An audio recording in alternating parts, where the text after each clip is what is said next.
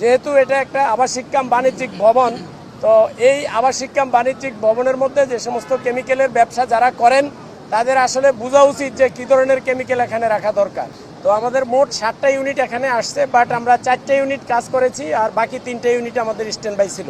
2টা ইউনিট প্রথম আসার পর আগুনের ভয়াবহতা দেখে এবং পারিপার্শ্বিক অবস্থা দেখে তারা সাহায্য চায়। এরপর যেহেতু কেমিক্যালের আগুন, আমরা কিছু স্পেশালাইজড গাড়ি নিয়ে আসি আমাদের, যে হাটখোলা একটা কেমিক্যালের দোকানে আগুন লেগেছে।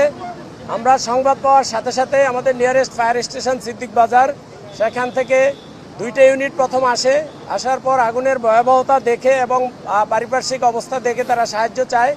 এরপর যেহেতু কেমিক্যালের আগুন, আমরা কিছু স্পেশালাইজড গাড়ি নিয়ে আসি আমাদের। তো আমাদের মোট 7টা ইউনিট এখানে আসছে, বাট আমরা 4টা ইউনিট কাজ করেছি আর বাকি 3টা ইউনিট আমাদের স্ট্যান্ড বাই ছিল। তো আমরা আসার পর আমাদের লোকজন, আপনারা জানেন কেমিক্যালের আগুন অন্য যে কোনো আগুনের থেকে অনেক বেশি ঝুঁকিপূর্ণ। তো সেই ঝুঁকি থেকে বাঁচতে হলে আমাদের যেটা প্রথম দরকার সেটা হলো ইনফরমেশন। এখানে কি ধরনের কেমিক্যাল আছে, আমরা এই কেমিক্যালের ফায়ার এক্সটিংগুইশ করার জন্য আমরা কি মিডিয়া অ্যাপ্লাই করব, সেটার জন্য আমাদের ইনফরমেশন দরকার। যে ইনফরমেশনটা আমরা পাইনি, মালিক পক্ষ বা মালিক পক্ষের কাউকেই আমরা পাই নাই। এখানে কি ধরনের কেমিক্যাল সেটা আমরা জানতে পারিনি।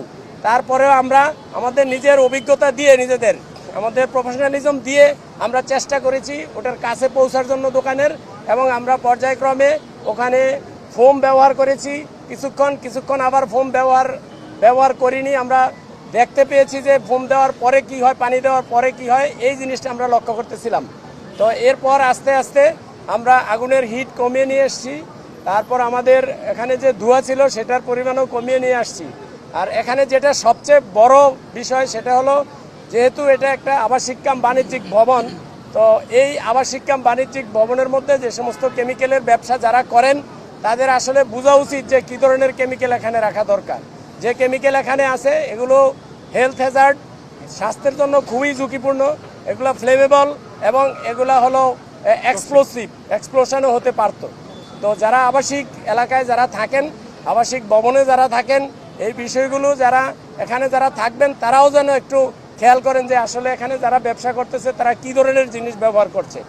এরপরে হলো আমাদের যে মালিক বা মালিক পক্ষের কাউকে যদি পেতাম আমরা, তাইলে এটা আমাদের নির্বাপন করা বা এটা নিয়ন্ত্রণে আনা আমাদের আরও সহজ হতো।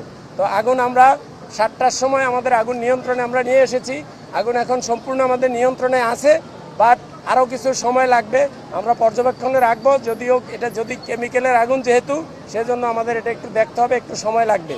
আর আরেকটা বিষয় হলো, এই দোকানের ভিতরে যে সমস্ত কেমিক্যাল ছিল, যেটা কেমিক্যালের প্রথম শর্ত কেমিক্যালের ব্যবসার, MSDS থাকতে হবে, ম্যাটেরিয়াল সেফটি ডাটা শিট, যেটা দেখে আমরা কনফার্ম করব যে এখানে এই ধরনের কেমিক্যাল আছে, এটাতে কি হ্যাজার্ড আছে, কি ব্যবহার করলে আগুন নিভবে, সকল কিছু লেখা থাকে।